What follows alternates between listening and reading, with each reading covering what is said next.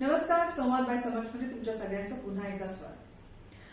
अक्षय, आपल्याला बऱ्याच वेळेला असतं ना की माझं घर, माझी जागा, माझी गाडी किंवा माझी आई. आपल्याला लहानपणी सांगतात सुद्धा ना, कोण आवडतं तुला, आई जास्त लाडकी आहे का बाबा जास्त लाडकी आहे, माझी आई आहे, माझ्या आईला जवळ घेऊ नकोस, अशा बऱ्याच गोष्टी असतात. पण आपण एक वेगळ्या पॉइंट ऑफ व्ह्यू बघायला गेलं तर आपण माझं माझं म्हणत असताना तर क्या लेकर आए हो, क्या लेकर जाओ, काय का.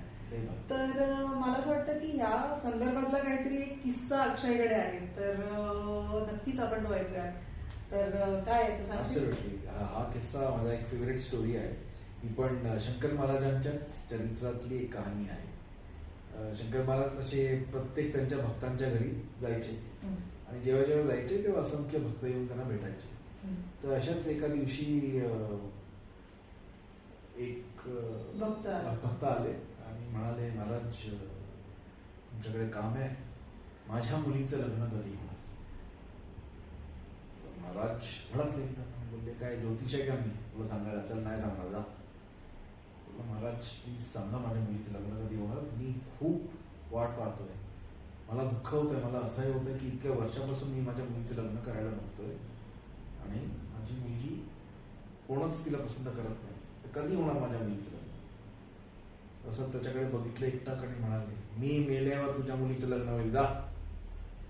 हे म्हटल्यावर तो माणूस घाबरला. आता काय बाबा, यांच्या मरणाची वाट बघू मी?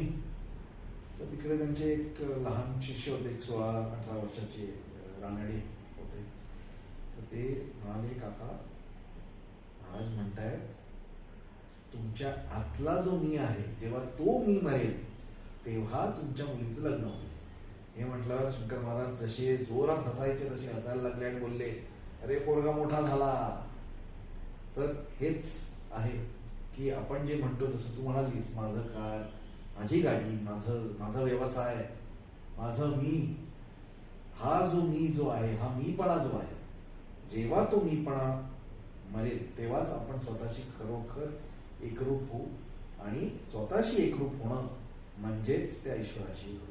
आपण म्हणतो जेव्हा स्वतःतली ऊर्जा बघा, स्वतःच्या आत डोकावून बघा, तेव्हा त्याच्यात सगळेच पॉझिटिव्ह गोष्टी नसणार आहेत. त्याच्यात अहंकार आहे, त्याच्यामध्ये माया आहे, असूया आहे किंवा राग आहे, लोभ आहे, असे अनेक गुण आहेत जे देखील आपल्या आतमध्ये बसलेले आहेत. तर जेव्हा आम्ही म्हणतोय की स्वतःशी संवाद साधा, जेव्हा आपण ह्या सगळ्या भावांकडे किंवा ह्या सगळ्या भावनांकडे आपण लक्ष देऊ, तेव्हा आपल्यालाच कळेल की, आणि हे बघ, आपण जेव्हा चूक करत असतो ना, तेव्हा आपल्याला कळत असतं की आपण चूक करतोय, तरी देखील आपण ती चूक करत असतो. तर आम्ही आत बघायला ह्याच्याकरताच सांगतोय की जेणेकरून या सगळ्या अवगुणांचं म्हणा किंवा या सगळ्या निगेटिव्ह गुणांचं म्हणा, याची मात्रा कशी कमी करता येईल याच्यासाठी स्वतःच्या आतमध्ये डोकावून बघायचंय. आणि अर्थात आता शंकर महाराजांचा आपण उल्लेख केला, स्वामींबद्दल देखील आपण याच्या आधी बोललो होतो. तर आय एम शुअर की आपल्या प्रेक्षकांकडे देखील असे काही अनुभव असतील जे त्यांचे पर्सनल अनुभव असतील. तर तुमचेही असे काही अनुभव असतील, काही प्रसंग असतील, ज्या अनुभूती तुम्हाला आल्या असतील, तर त्या आम्हाला ऐकायला आवडतील. तेव्हा नक्की कॉमेंट्समध्ये तुमचे आलेले अनुभव आणि अनुभूती मेन्शन करायला विसरू नका. हे आहे संवाद बाय समक्ष, स्वतःला स्वतःशी जोडणारा. नमस्कार.